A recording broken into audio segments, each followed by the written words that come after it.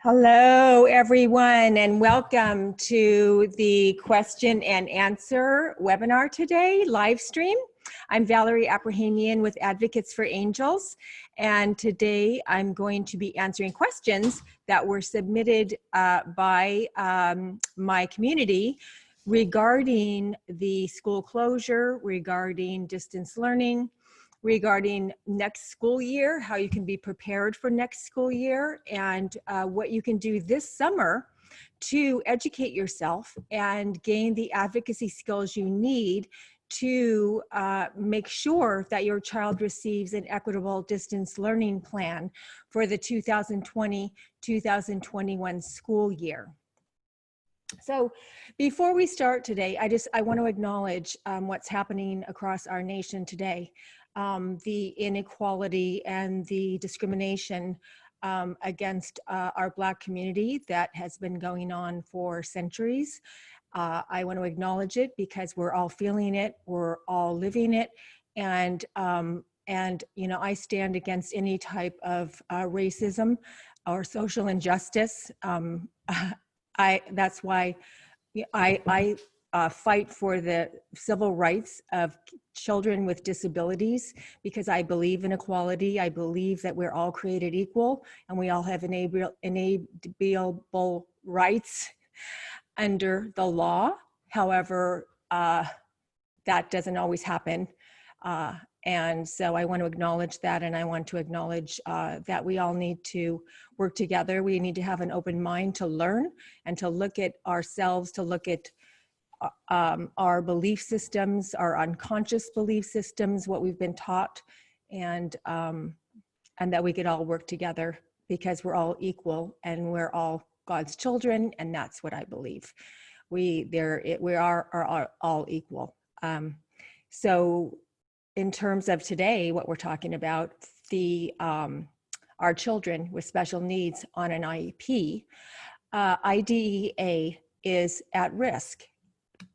And that's what I want to get across to you parents today, because it was almost dismantled due to the coronavirus. It was almost waived. And so there is still a risk of IDEA being dismantled or it being diminished in some way. Now, we start in the, before 1972, there was no special education. Kids didn't go to school in the 60s. Kids with disabilities didn't even attend school. So that's how discriminated they were against them. They weren't able to attend school. Then in 1972 was around when some special ed laws began coming into play. And then President Ford signed IDEA into law in the early 70s. And that's when students were able to attend school and have special education services. And we've been fighting for those equality and inclusion to the access of curriculum for kids with disabilities since then. And now it's at risk. And so I'm going to be showing you as we move along some things that are happening regarding IDEA, but that's why it's so important as parents that we educate ourselves on our parent rights, that we know how to advocate for our child in IEP meetings, that we really learn how to do this stuff. It's time to make peace with advocacy, parents. It's time to invest yourself into learning how to protect the rights of your child, because if you don't, your child is not going to receive an education, because we don't know if schools are going to open up in the fall. If they do, it's going to be partial. It looks like. You know, I don't know anything. No one knows anything. It hasn't been decided, but there's a lot of talk and a lot of plans, and we see all the plans, and those plans are different options of splitting up the population, and that virtual schooling will still be a part of our child's education. If our kid continues to get virtual schooling the way we did in March, April, May, and some school districts in June, then our kids are not going to get an education because they didn't get one. So the law also says that if the school district is providing virtual education to the general education population, they should also provide it equally to the special education population. That didn't happen. And not only that, COPA, the Council of Parent Attorneys and Advocates, disagree with that ruling or that guideline that if general ed kids, special ed kids get it, because IDEA trumps that. IDEA says kids get special ed and they get their IEP implemented. So unless IDEA was dismantled or waived during that time, then IDEA was still in effect, which it was. So that, you know, I don't know how, COPA is dissenting to that guideline because IDEA is still in effect. So that's just a little precursor before I start with the first question. So let's go with the first question. And that is from Adriana. My district has a virtual academy that is open for all students except for students who have moderate to severe disabilities. So right there, we're talking about discrimination once again, and the inequality of students on IEPs, or students in this case with moderate to severe disabilities. So what that tells me is that the kids who are in an RSP class or a resource support class, or the first class level of a special ed class, those kids are somehow getting virtual schooling, but kids with moderate to severe disabilities are not getting it. So that is a flat out done deal that is discrimination against children with moderate to severe disabilities. It's absolutely a violation of civil and educational rights. So I just pulled out some of those guidelines just so I could read it to you, so you can be fully informed on that. So it says, if the local educational agency continues to provide educational opportunities to the general education population during a school closure, the school must ensure that students with disabilities also have equal access to the same opportunities, including the provision of a free, appropriate public education, or FAPE. So it doesn't say anywhere that except for kids with moderate to severe disabilities. So no, that is an absolute violation. And I'm going to go on to explain a couple other things because this is going to cover some of the other questions that were asked. So it goes on to say, and schools must ensure that to the greatest extent possible, that is a buzzword, parents, greatest extent possible. That doesn't mean we're going to try or we're going to do our best or, oh, I'm sorry, but the SLP wasn't available to come to the IEP meeting. Now, if they had COVID-19, okay, they're not available. But no, everybody needs to be at the IEP meeting. I'm talking about excuses like this. That's not the greatest extent possible. Each student with a disability can be provided the special education and related services identified in the student's IEP developed under the IDEA. So it says, yes, absolutely, they are to implement to the greatest extent possible the student's IEP. If a child does not receive services during a closure, a child's IEP team or the personnel under a 504, if the child has a 504, must make an individualized determination whether and to what extent compensatory services may be added or needed consistent with applicable requirements, including to make up for any skills that may have been lost. So I'm going to go further into details on compensatory education, but I just wanted to complete that section regarding what the, on March 12th, that was from the U.S. Department of Education, the Secretary of Ed there. So that's that question.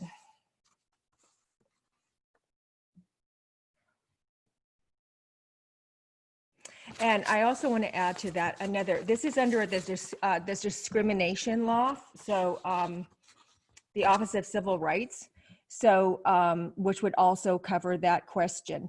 So the standard for appropriateness, okay, so a student's education should not be lessened or weakened in the case of a pandemic. So in that case where you're asking they're not providing services to moderate or severe children with disabilities, that's lessening those children's education. That's lessening their rights. So this is and it's referring to the Andrew F., which is a case law, or it's a standard for appropriateness, lessened during the COVID-19. Is that allowed to lessen that standard of appropriateness during COVID-19 outbreak? No.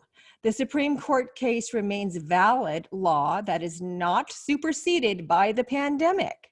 Okay, schools must continue working under the constraints of the pandemic circumstances to ensure that students with disabilities are provided with challenging, ambitious goals commensurate with a student's abilities. So that's quite a few things that I've cited that would absolutely say absolutely not. They must provide the IEP and FAPE to all students on an IEP. And not only that, but they must also continue working under the constraints of the pandemic circumstances to ensure that all students are provided challenging and ambitious goals commensurate with their abilities. Okay, so where are the goals being worked on? If you're just receiving a list of websites and links to go to, where are the goals being worked on? Where are the accommodations being provided? If you have a one-on-one aid, is your one-on-one aid working with your student to help them access the list of websites and links? So parents, your IEP should be implemented. If it's not implemented, that's a violation of FAPE, which is federal law. Okay, so we'll move on to the next question. Okay, this is from Patricia. My son is 21 years old with autism and attending a school in, I'm not going to say I'm not going to name any names of districts or any kind of teachers or anything like that. So her son has 21 years old with autism, and she's in California. I'm looking to learn how I can request compensatory time for his speech services and counseling. Okay. And then I had several other questions regarding, I'm not sure what compensatory education is, and I want to learn more about it. So let's talk a little bit about compensatory education, okay? So compensatory education is during the school closures, whatever your child didn't receive in terms of the IEP, that is grounds for compensatory education. And what that means is compensatory ed is basically making up for what they didn't give you in the IEP, okay? So if your child was supposed to get 2 times a week, 30 minutes of speech and language, and they didn't, and instead they got a half hour a week through the pandemic of speech and language. So they did not get an hour and a half a week for all those weeks. So that would be, they would need to make up those sessions of speech and language, or at least provide whatever the regression that your child received by not receiving those hours of speech and language. They must address that regression with increased goals, increased services, increased programs, increased support, increased somewhere. They have to address the regression somehow through the IEP. Okay, so that has to be a discussion, but that's basically what compensatory ed is. So anything that was missed, that wasn't provided during the closure, is grounds to request compensatory education. Okay, so let me read you some more on that so we can dig a little deeper. So if parents think their child may require compensatory services, they should document which services a child may be missing during the time of school closure due to COVID-19. So you need to document, parents. You need to sit down and write out every day when your child, what your child received that day, and if they were supposed to have received speech or if they were supposed to receive whatever, you need to write out what they did get and what they didn't get. So it has to be very clear and documented, very factually and specifically. Okay, if you haven't done that, please start doing it right away, because I've been talking a lot about that over the past 10 weeks about documentation, documentation, documentation, because the parents who have documented and taken good data collection, even videotapes, I was talking about video in your child, because that is evidence to show where your child is at, how they were accessing the virtual schooling. Were they, weren't they? Were they staying on task? Were they able to be independent in the learning with the virtual schooling? Were they escalating in their behaviors? Were they resistant to getting on the computer? Or were they good? Did they access it? Did they like it even better than regular school? Some kiddos love the computer and they adapted to it very well. But the majority of kids had a very difficult time transitioning over to virtual schooling. So these are the kinds of things you want to document, okay? So you should document the services your child may have missed during the time, okay? This documentation would be used to qualify for either extended school year and or compensatory services. So to make up for the services they missed or they did not receive. For example, if a student is receiving 15 minutes once a week via video with speech and language pathologist and a student's IEP prior to the closing required that a student receive 45 minutes per week, a parent should document the missing time. A parent should also document a child's skills through a video, through data sheets, or another manner of capturing the data to measure whether a student has regressed during the time of the school closures. Of course, this regression is not the only criteria to measure whether a student qualifies for extended school year or comp ed, but it is just one way to measure what a student has lost during this time of school closure. So what I recommend is that parents, you request an IEP meeting right away so that you are on the list to receive an IEP meeting within the first 30 days of school. Because remember, they're going to have hundreds and hundreds, maybe thousands of IEPs to make up once schools reopen, because a lot of districts waived IEPs altogether during the school closure. So if you want to be one of the parents that receive an IEP during the beginning of school, if and when they open, or have another virtual, whatever it is, you need to ask for your IEP to be held within the first 30 days of school. So you can write it now. The timeline doesn't start till the first day of school opens, but you know, you can get your request in now, and then you know you have it done. And then with that request, you need to request an academic achievement test. So they're going to test your child in all areas of academics. It is not a psychoeducational evaluation, which is a full assessment in all areas of the child's suspected disability for eligibility, or in your initial IEP or your tri-IEP when they do a psycho-ed assessment. That's not what we're talking about. We're talking about this, and I've told this, you know, parents get mixed up. They try to mix you up. Oh, what do you want this? You want that? What do you want? It's called an academic achievement test. That's what it's called. And it's done. An example of what it's a subtest, what that test would be the GORT or the, now I can't think of it.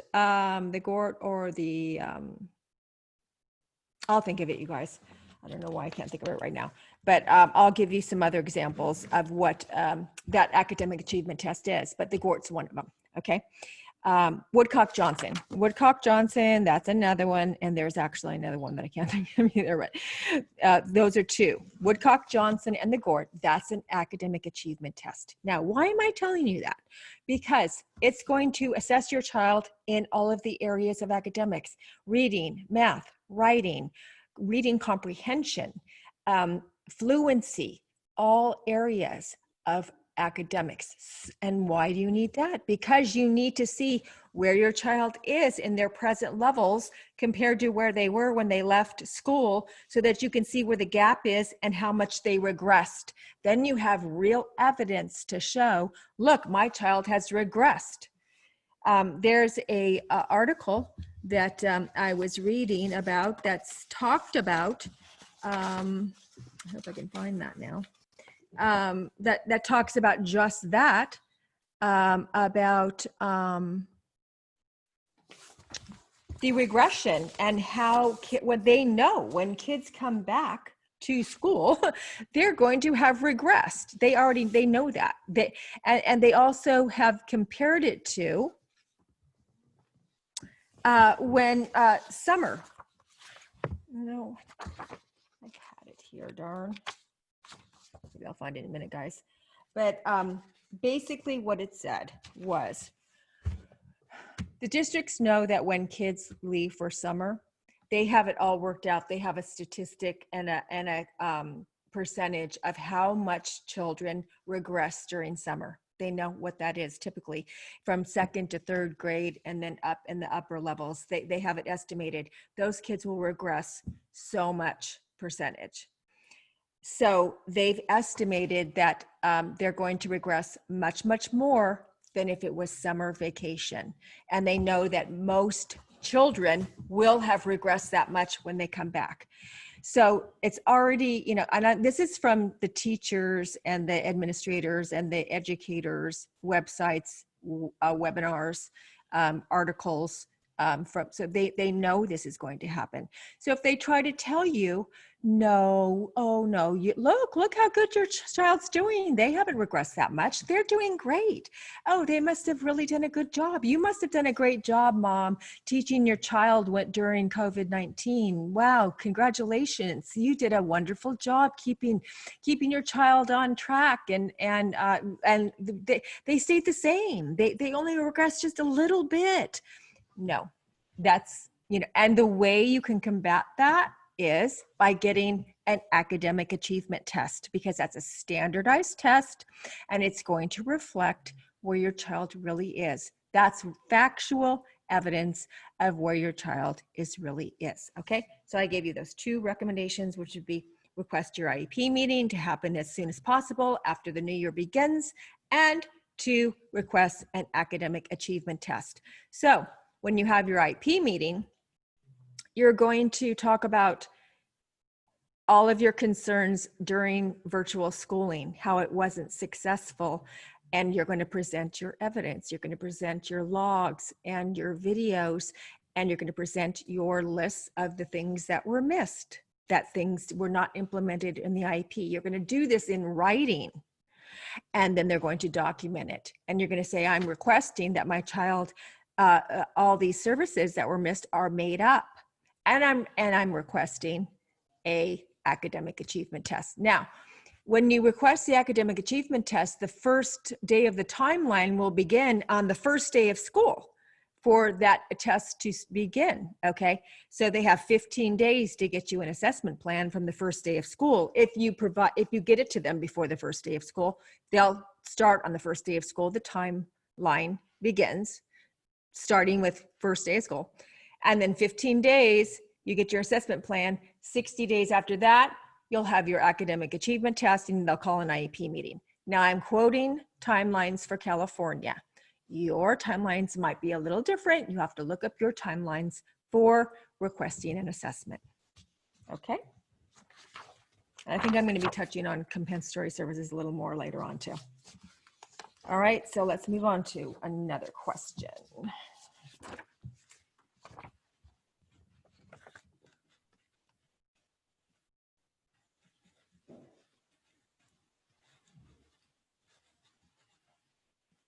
If you guys, I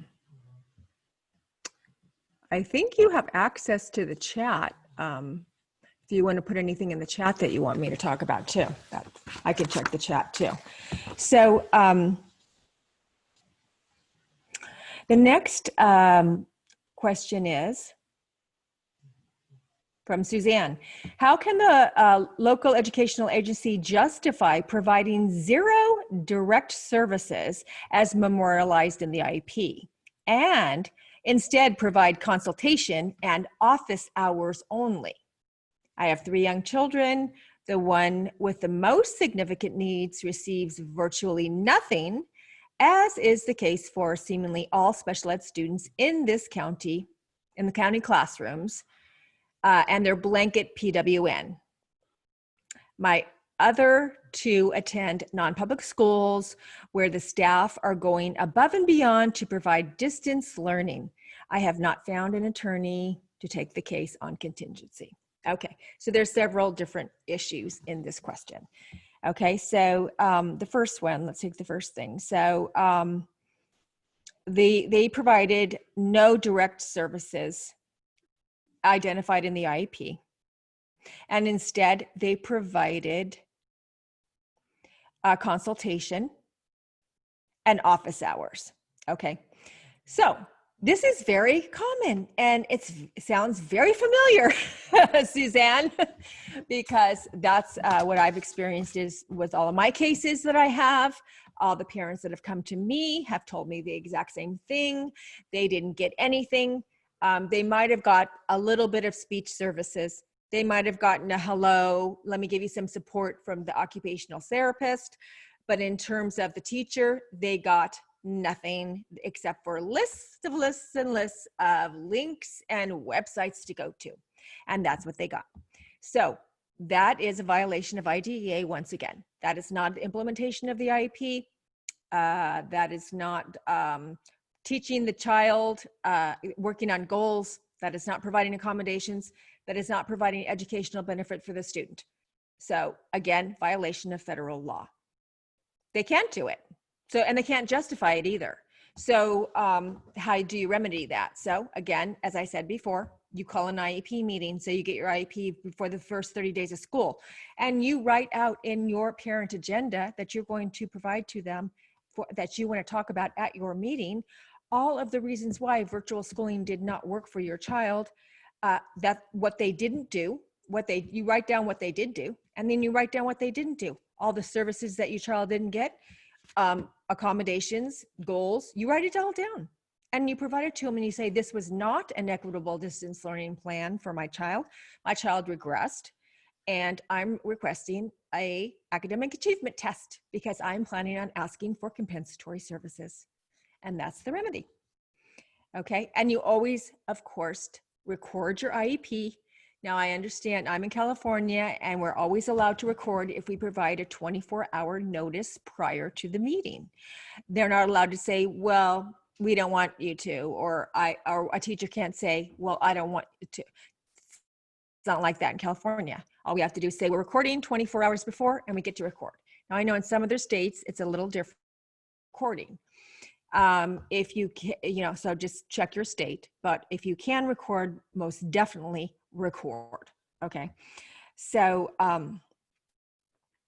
then your next issue was, that your child with the most significant needs gets nothing. Of course, that's very similar to the other question I had where the moderate to severe child got nothing.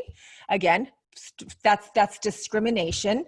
Office of Civil Rights violation that you could file a compliance complaint on, because if they're giving services to other students on IEPs and they're discriminating against moderate to severe students, are you kidding me?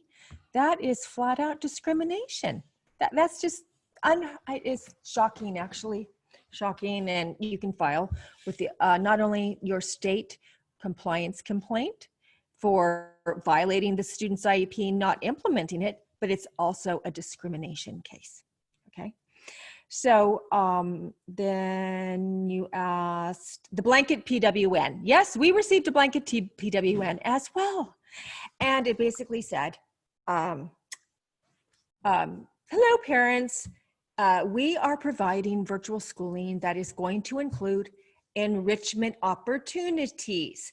And that means the lists, the websites, the links. And it means office hours, that if your child has a question, come ask me during office hours. I'll be there between 12 and 1, Monday through Friday. all the child can do is ask a question. There's no teaching, there's no assistance, there's no support to access the curriculum. It's ask a question of a teacher. And this is the typical scenario that we have experienced. I don't know if you're in California, but I know this is happening all over the country. So that's pretty typical. Again, violation of providing FAPE. The blanket PWN also said, and we're not providing any virtual IEP meetings this year. So we're waiving it. Well, you'll be hearing from us next school year. We're going to be scheduling an IEP. You'll be hearing from us sometime after school opens, or sometimes after the next school year. They never said school opens because they haven't announced it yet. Sometime after the next school year, you'll be hearing us to schedule your late IEP meeting, your late annual or triennial or transition that was already calendared or supposed to happen. You'll hear from us sometime next year. So nope, no, it doesn't say anywhere in the guidelines from the Secretary of Education that they can waive IEP meetings. Doesn't say that.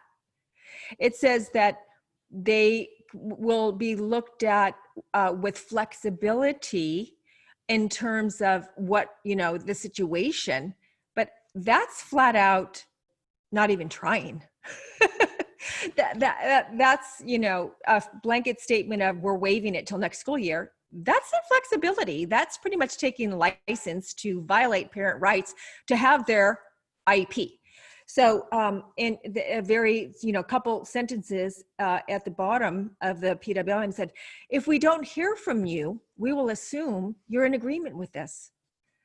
And so, yeah, bye-bye, see you later, talk to you next year.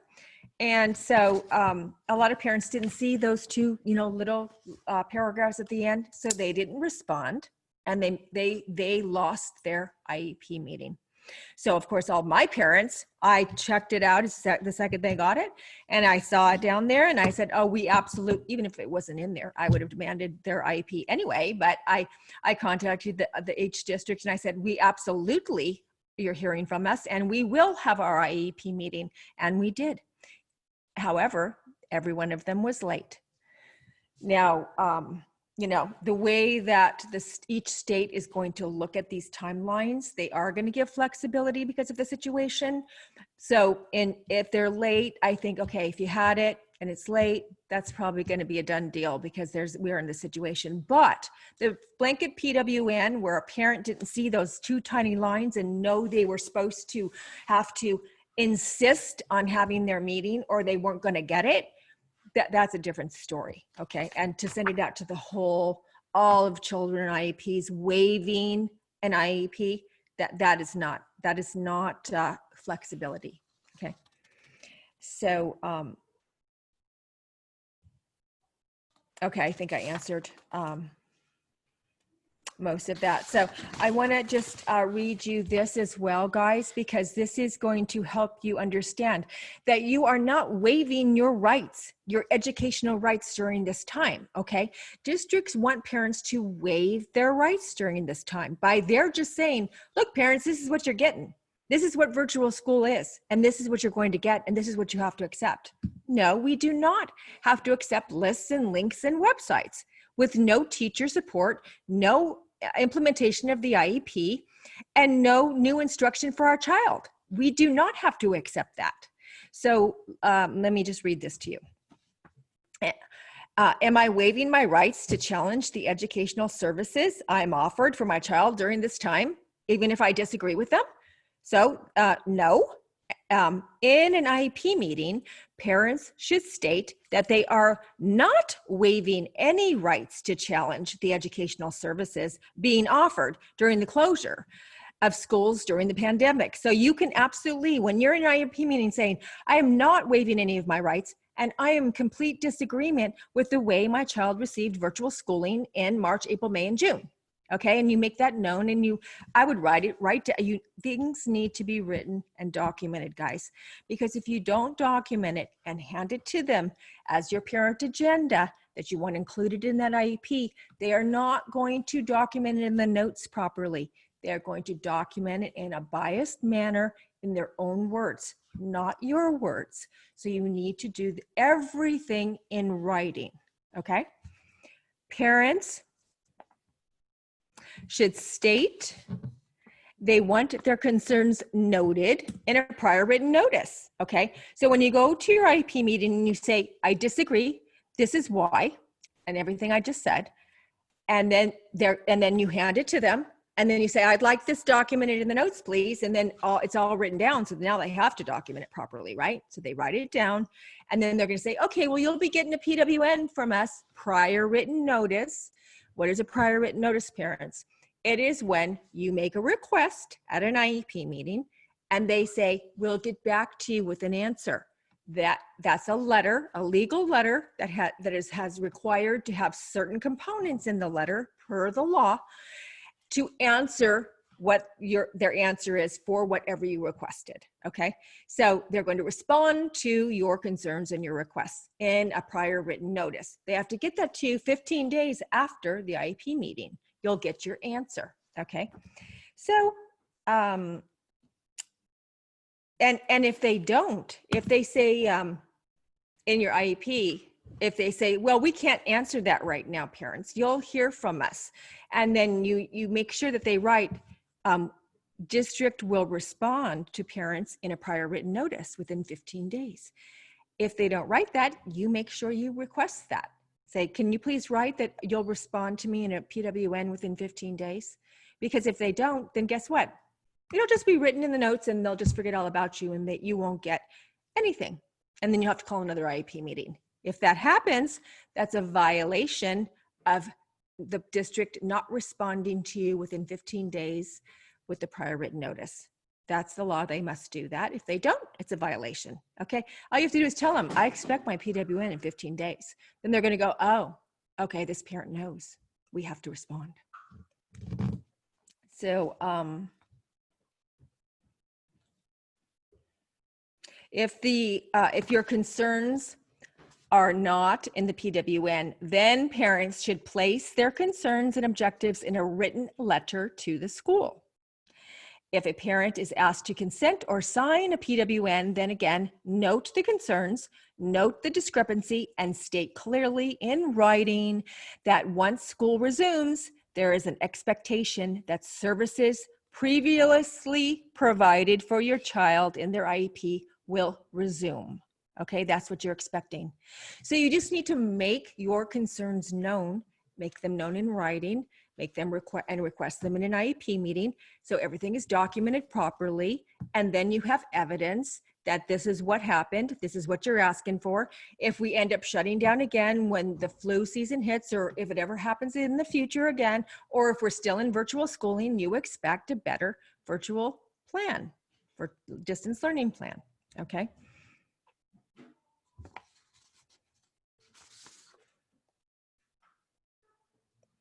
All right, so that was that question. So let's go on to another one. Michael, can you turn on the air conditioning for me? Okay. At my virtual IEP on June 2nd, I asked for a goal to be added to the IEP. We weren't able to get to adding it due to the time restraints. Because I added it to my parent agenda, the teacher contacted me on June 4th with the goal addition to the IEP. The goal was not written or worded in a way I wanted. Do I email her with an example of how I want it worded, or do I just wait till we reconvene in the fall?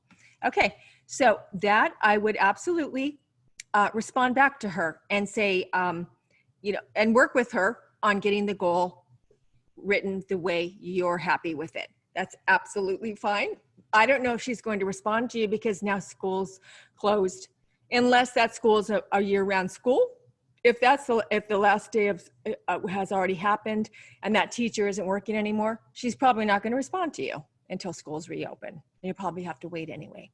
But it would be okay for you to do that regarding a goal revision, because You had that already discussed at the IEP meeting. They knew you were going to be writing a goal in that specific area. It was on your parent agenda. And sometimes these things that's already approved, discussed by the team, can be done outside of a meeting. Little, tweaks of this and that. You can do that outside of a meeting. That's perfectly fine to do. So yes, that would be fine. Now, I want to talk about those time restraints though. That's not fine. So I found that too, that every virtual IP that I attended, there was a time restraint of strict 60 minutes was held. That's not okay, parents, because if you have an annual IEP or a triennial IEP, there's no way you're going to get through it in 60 minutes. So what does that do? That makes it so you have to stop at the 60-minute mark. You have not completed your annual or tri. You have to wait until the beginning of the school year, till who knows when, till they get to you after the other hundreds of thousands of other kids that they have to get to as well. And you don't know, it might be delayed past 30 days. That they're saying they're giving flexibility on timelines. So do you want your kid to go into the next school year without a signed, agreed upon, or even completed IEP?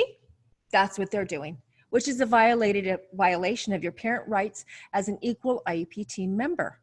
Okay, so that's not okay that they're holding 60-minute IEP meetings and cutting us off so that every IEP meeting is required to reconvene for a continuation meeting at the next school year. Okay, I had the same experience, and we're going to be taking care of that, because it's not, that was another way of diminishing parent rights during the pandemic. And basically they're just thinking that we have to relinquish our rights during this time because it's unprecedented. It's never happened before. And we're in a crises, a national, pandemic and this and that. No, IDA wasn't waived. Okay. IDA wasn't waived, parents. That's the bottom line. Okay. So when can I ask for the IEP continuance to be scheduled? You can ask right now. So you can send it, like I said before, and then the first day of the new school year, that's when the timeline begins. 15 days after that, or they have to have it within 30 days of the first day of school if you send it now. Okay. If you wait till the first day and they get it the first day, then it's going to start the next day. Okay. So the sooner they get it, the better, because you want the timeline to begin the first day of school for the 15-day. I'm sorry, I keep saying 15. That's for assessment. When you request an IEP, they have 30 days to provide it. Okay, so the first day of the timeline should begin on the first day of school. Then within the first 30 days, they have to have an IEP for you. So again, when I talk about timelines, I'm talking about California timelines. So please, if you're out of California, please check your timelines in your state. Do I sign IEP now and amend it and add the goal and accommodation requests in the fall? Absolutely not. You never sign an IEP ever unless you're completed with it and you agree to it. Because guess what happens, guys, when you sign your IEP? They want you to sign your IEP. If you sign your IEP, then you are giving up your rights, because then that's closed. That annual is done deal, done deal. Until you're completed with your annual, it's everything that you want, you're agreed upon it, or you write a partial agreement where you do the line, I agree with everything except for, or you write in a letter, I agree with everything except for, and then all the things you don't agree with, so that they can implement the things you agreed to. Until you get to that point, you never want to sign, because once you sign, they don't care about the continuation meeting. They don't care about completing the agenda. You could go a month, 6 weeks, 2 months until they reconvene again to fix your IEP. I've had them go 3 months past if a parent signs. You never sign, okay? So, and besides that, why would you sign now? We're not in school. Your child's not missing anything unless you're year round. Now, if you're year round, then you want your continuance now. You want it, in 2 weeks and finish it up. But there would be no reason to sign an IEP when we're in summer break. No reason. because you can say, I want my IEP before the second week of school. By the second week of school, I want my continuation meeting, if completed, and then you sign it, right? Doesn't that make sense? Okay, so that was that question and answer. Add the goal and accommodation request in the fall. Yes, and especially accommodations. Accommodations are extremely important, you guys, so important. I mean, accommodations can make or break a child's ability to access the curriculum and be in the least restrictive environment. So accommodations, and they can take a long time to discuss with the IEP team. So yeah, definitely, you just wait, okay? So I hope I answered that question.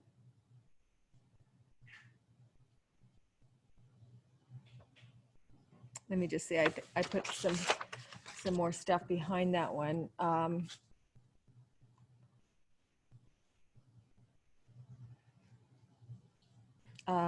menu would have happened often now, but even students.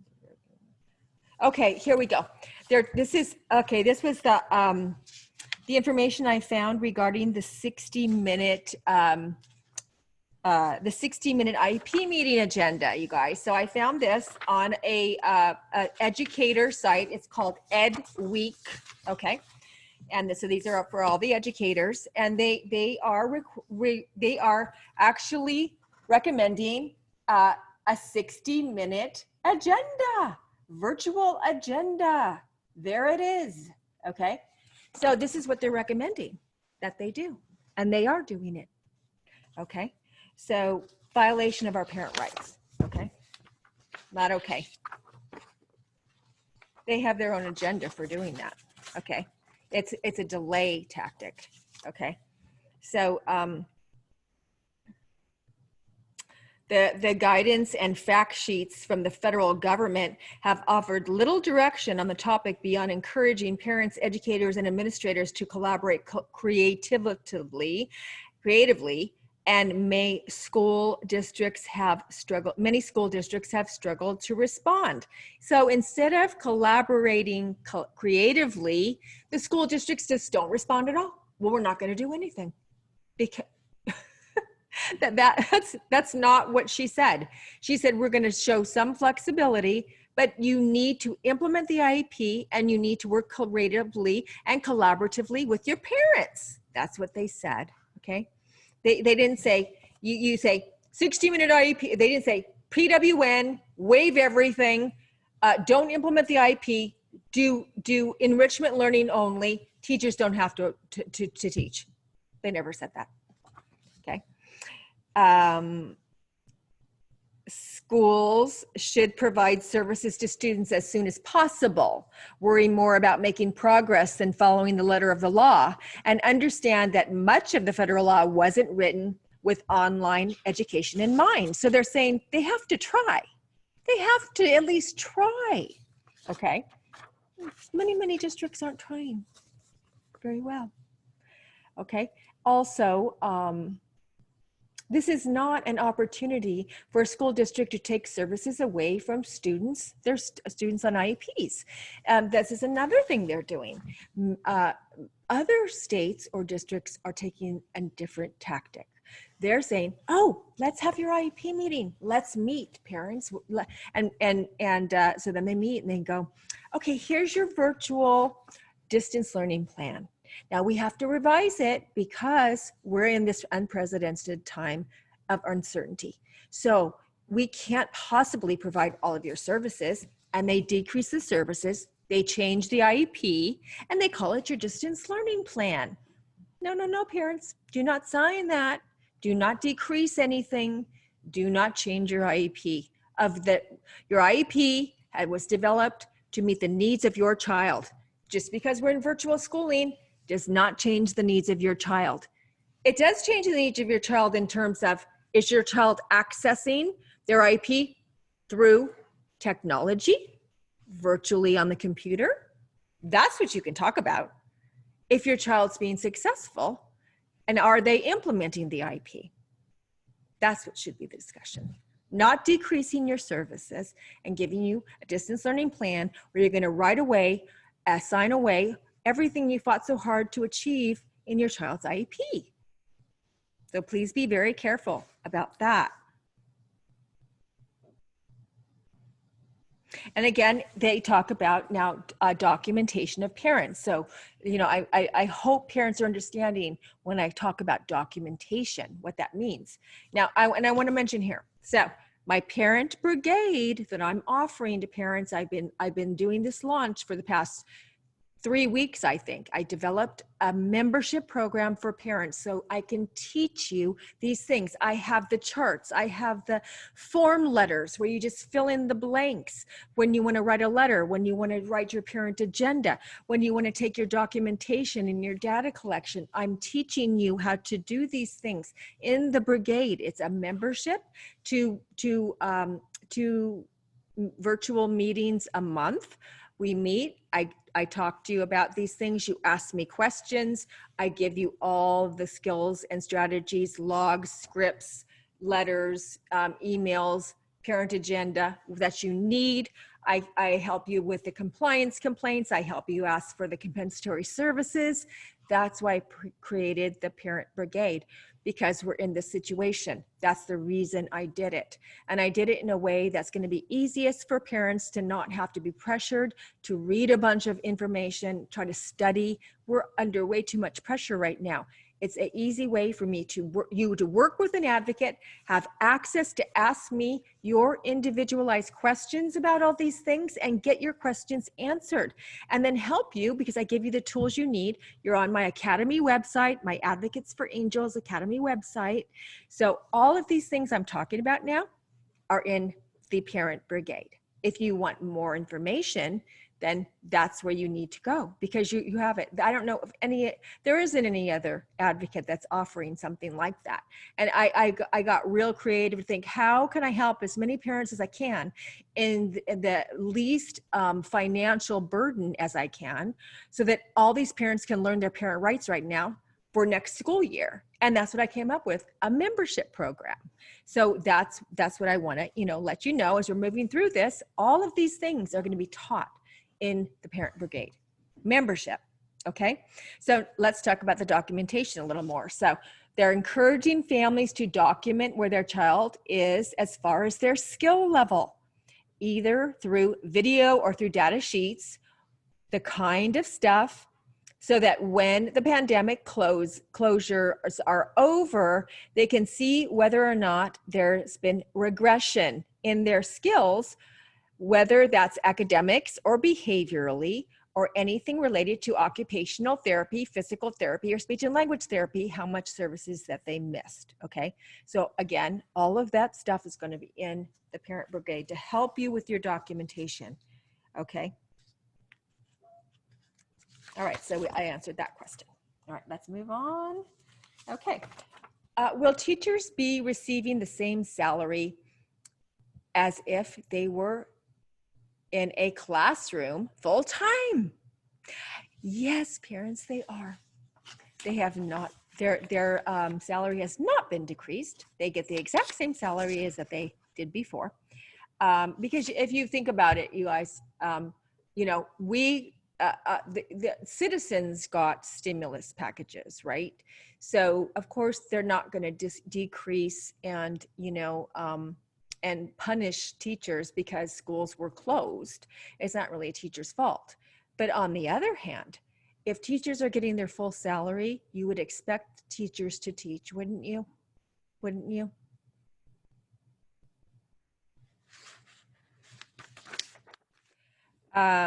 So here's another question. How do I prepare my child for distance learning while holding an IEP? How do I prepare my child for distance learning while holding an IEP? I'm not sure I understand that. My school district is looking into my hybrid learning and virtual learning next year due to coronavirus.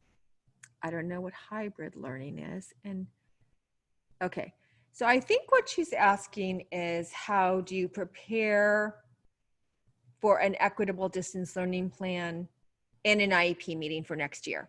And I kind of covered that earlier.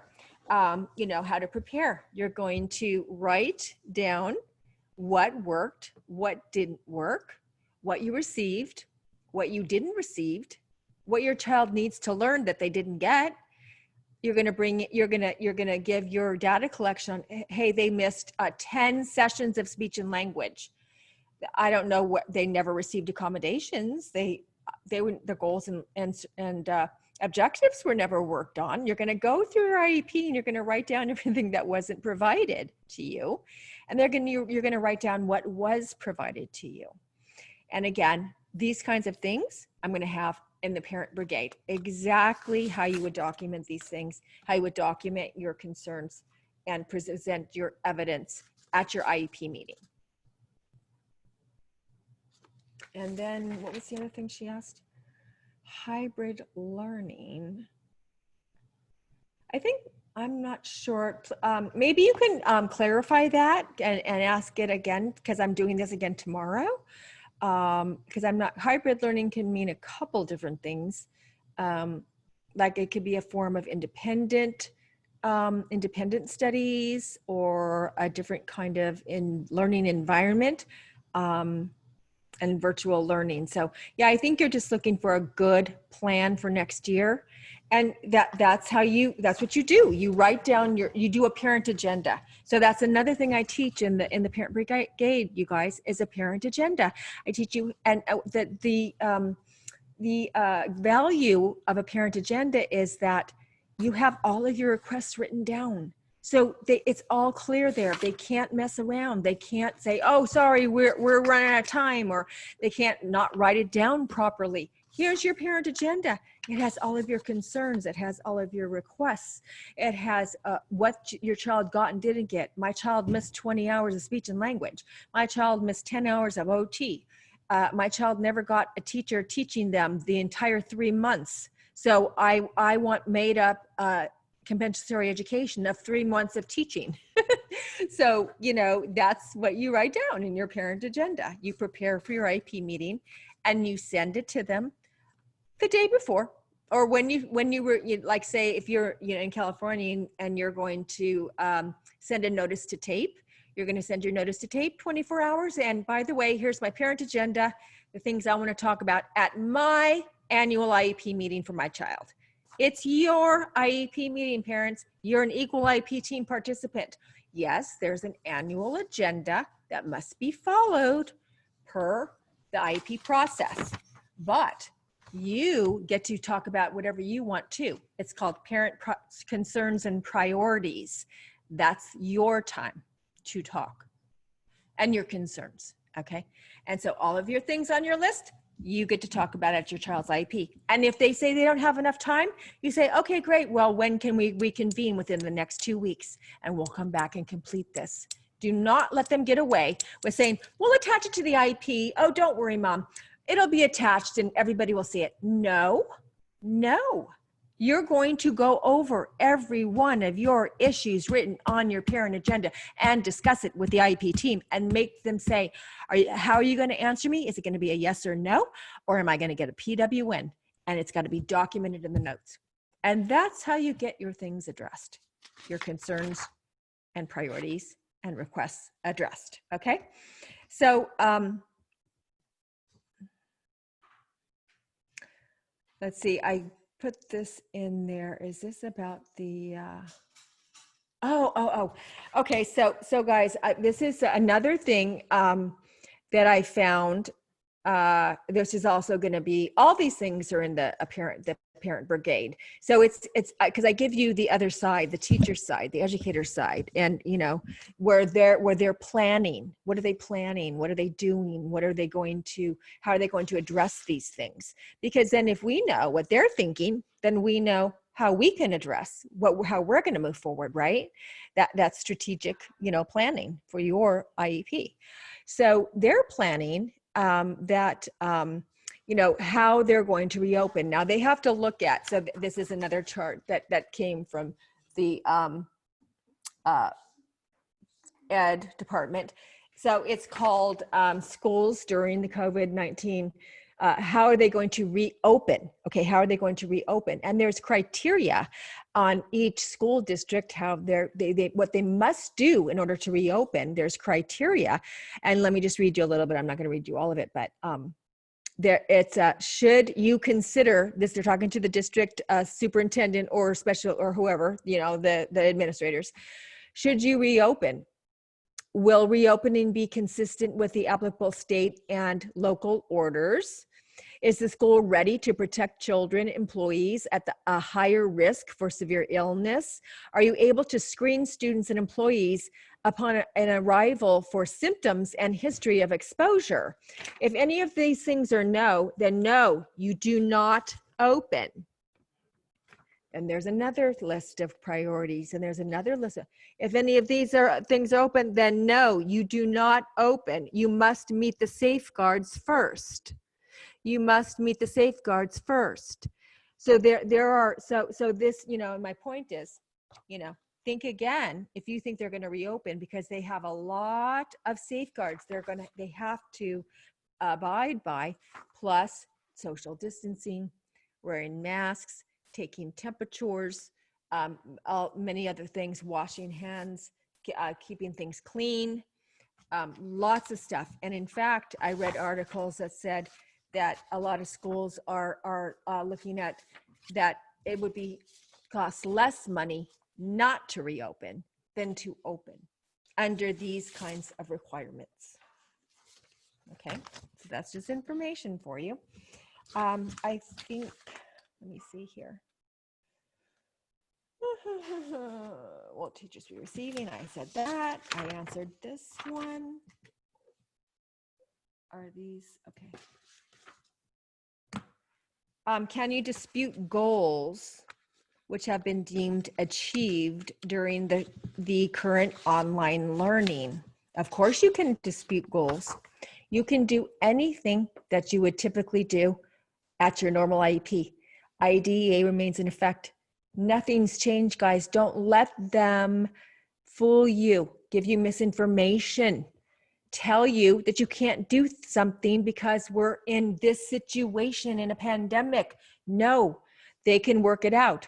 The secretary said you have to work creatively with parents' districts in order to work it out.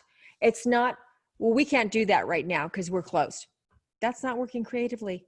Why on earth would you not be able to dispute goals if you have your annual? Of course you can. Those are your parent rights. And if they tell you you don't have time, then you reconvene and come back again. Don't let them diminish your parent rights.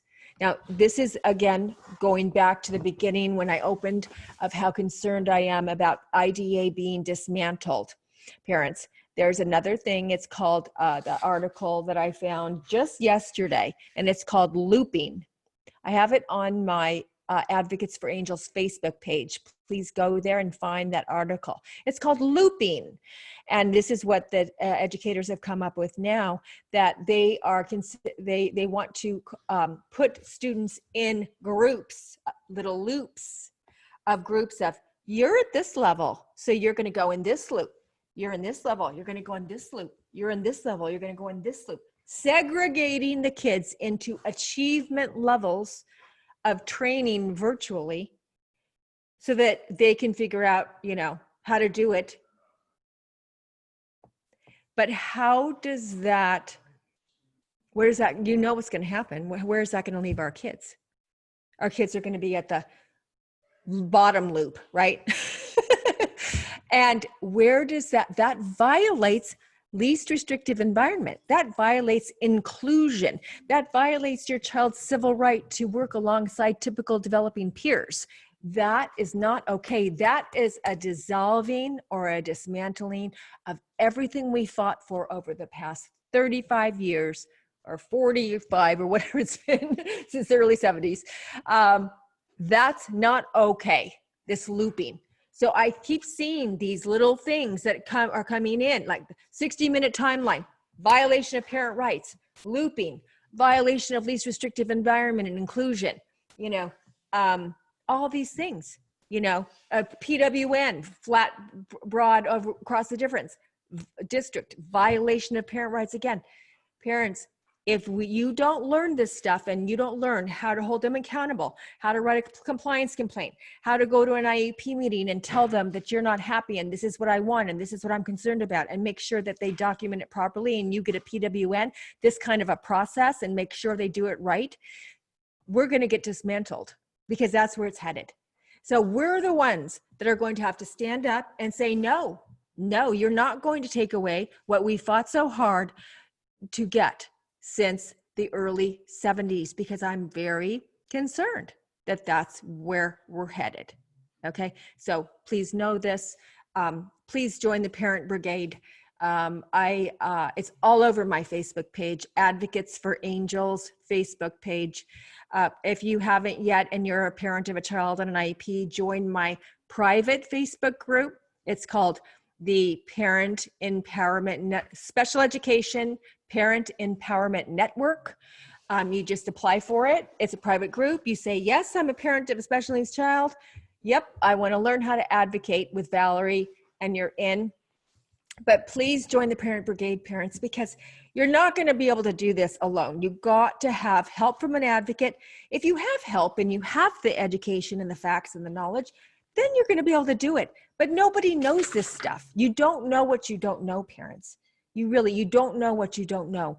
When I was young and starting out, when my daughter was first diagnosed, and there was no advocates that I could ask. There was no Parent Brigade for me to join at $25 a month, a couple Starbucks coffee. I would have been so elated and happy if there was an advocate that was willing to give their time to teach me how to advocate. I had to teach myself. I spent hours and hours educating myself, going to conferences, going to advocacy getting advocacy certified, to attending. I've attended more than 3,000 IEP meetings over the past 20 years. So, you don't know this by yourself. You have to learn it, and you can, but it's not going to just come by itself. And you don't have time to waste. This is like, we are in a crisis right now. I've put that in my Facebook several times. We're us, IDEA, our kids' education, our kids' future, our kids' civil rights to have the opportunity to reach their potential is in a crisis, national emergency for us, IDEA. So that's where I want to leave it, parents, and thank you so much for coming.